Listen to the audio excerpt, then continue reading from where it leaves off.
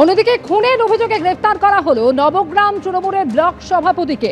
2023 সালে এক যুবককে গুলি করে খুনের অভিযোগ ওঠে তার বিরুদ্ধে, আর সেই ঘটনায় গ্রেফতার করা হলো তৃণমূল নেতা মোহাম্মদ এনায়েতুল্লাহকে। অস্ত্র আইন এবং খুনের অভিযোগে মামলা দায়ের করেছিল পুলিশ।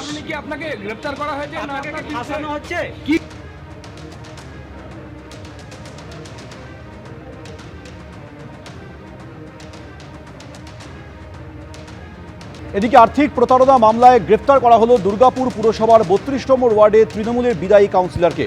আর্থিক প্রতারণার অভিযোগে গ্রেফতার করা হয়েছে তৃণমূল নেতা মানস রায়কে। মোবাইলের দোকান থেকে মোবাইল কিনে প্রভাব খাটিয়ে টাকা তিনি দেননি বলে অভিযোগ ওঠে। সেই অভিযোগের প্রেক্ষিতে তাকে গ্রেফতার করা হয়। ক্ষমতায় তো বিজেপি আছে, আমি তো দল ছেড়ে দিয়েছি। হ্যাঁ, তাহলে তো বিজেপিতে গেছেন। বিজেপিতে এখনো যাইনি, বিজেপি জয়েন করবো। সেই জন্য কি আপনার প্রতি এরকম আচরণ? খুনের চেষ্টার ঘটনায় যোগসাজশের অভিযোগ, আর সেই অভিযোগে গ্রেফতার করা হলো বাঁকুড়ার তৃণমূল নেতাকে। বাঁকুড়ার তৃণমূলের শ্রমিক সংগঠন আইএনটিটিউসির নেতা শ্যামসুন্দর দত্ত, তাকে গ্রেফতার করা হয়েছে। 15 এপ্রিল বাড়ি ফেরার পথে আক্রান্ত হয়েছিলেন বিবেক মালাকার নামে এক যুবক। থানায় লিখিত অভিযোগ দায়ের করেন বিবেক মালাকারের বাবা, আর সেই অভিযোগের ভিত্তিতেই গ্রেফতার তৃণমূলের শ্রমিক সংগঠনের নেতা।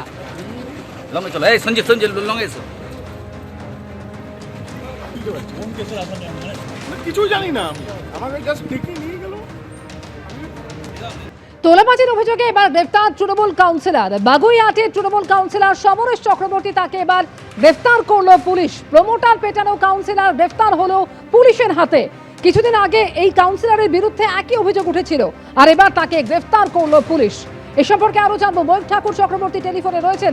ময়ূক, আগেই অভিযোগ ছিল এই কাউন্সিলরের বিরুদ্ধে, এবারে ঠিক কোন অভিযোগের ভিত্তিতেই গ্রেফতারি?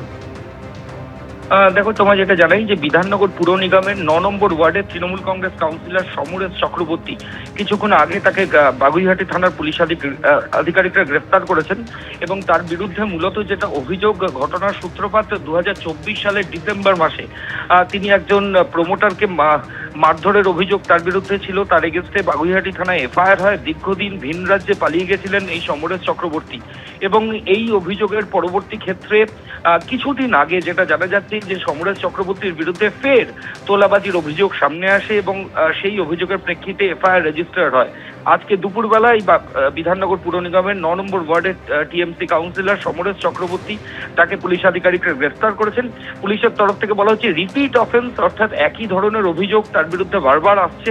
এর আগে 2024 ডিসেম্বরে তার বিরুদ্ধে এরকম অভিযোগ ছিল, আবার এই একই অভিযোগ এসছে, এবং ফাইনালি তাকে পুলিশ আধিকারিকরা আজকে অ্যারেস্ট করেছেন।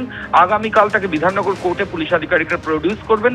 এক্সটর্শন, জোর করে আটকে রাখা সহ একাধিক জামিনযোগ্য ধারায় এই বিধাননগর পুর নিগমের 9 নম্বর ওয়ার্ডের টিএমসি কাউন্সিলরের বিরুদ্ধে মামলা রুজু করেছে পুলিশ। ধন্যবাদ ময়ূক তোমাকে। রাজ্য বিজেপির সভাপতি শ্রমিক ভট্টাচার্য আগেই ঘোষণা করেছিলেন যে তৃণমূল থেকে কোনো যোগদান নয়, এবার তার সিদ্ধান্তেই শিলমোহর পড়ল। আগামী 3 মাস রাজ্য বিজেপিতে কোনো রকম নতুন যোগদান নয়, তৃণমূলের অনুপ্রবেশ রুখতে কড়া নির্দেশ দিয়েছে বিজেপি নেতৃত্ব। শ্রমিক ভট্টাচার্যের সিদ্ধান্তে শিলমোহর সুনীল বানসালের। আগামী 3 মাস রাজ্য বিজেপিতে কোনো রকম নতুন যোগদান হবে না। টেলিফোনে রয়েছেন আমাদের সঙ্গে প্রতিনিধি শিবাশিস মৌলিক। শিবাশিস, কি সিদ্ধান্ত হয়েছে?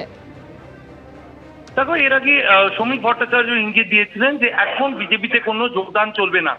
আজ কেন্দ্রীয় নেতৃত্বের তরফ থেকে সুনীল বানসাল, কেন্দ্রীয় সাধারণ সম্পাদক, যিনি এই মুহূর্তে বঙ্গ বিজেপির কেন্দ্রীয় পর্যবেক্ষক, সুনীল বানসালের সঙ্গে বঙ্গ বিজেপির তরফ থেকে একটি বৈঠক আয়োজন করা হয়েছিল, যেখানে জেলা নেতৃত্ব, বিভিন্ন জেলা 43টি সাংগঠনিক জেলা নেতৃত্ব তারা উপস্থিত ছিলেন।